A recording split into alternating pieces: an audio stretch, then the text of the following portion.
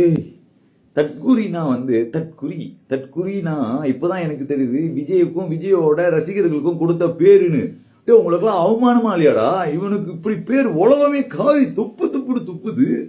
ஒருத்தவங்க சொல்றாங்க அவன் கொண்டு 41 பேரை கொண்டிருக்கான். அவன் காரணமே அவன் தான். வர வேண்டிய நேரத்துக்கு வரல, அந்த இடத்துல சாப்பாடு வசதி இல்லை, தொழிலாட்டு வசதி இல்லை, தண்ணி வசதி இல்லை, மக்களை கொடுமைப்படுத்தி கொண்டு இருக்கான்.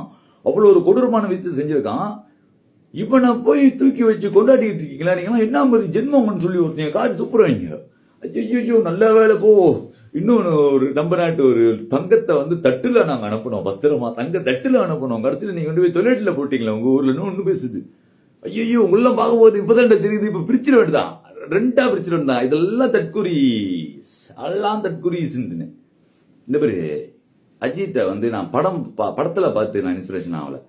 அவங்க வாழ்க்கை அவங்க வாழ்ற வாழ்க்கை அவங்களுக்கு என்ன பிடிச்சிருக்கு அதை செஞ்சுட்டு இருக்காரு. ஒத்தன்டிக்கா இருக்காரு அவரு. அப்புறம் இன்னொரு மனுஷன் இருக்காங்க நம்ம சூர்யா. அவங்க மாசத்துக்கு 6000 பேர்த்த படிக்க வைக்கிறாங்களா? 6000 பேர்த்த அண்ணாம் டிபு வராங்க படிக்க வைக்கிறாங்களாம்.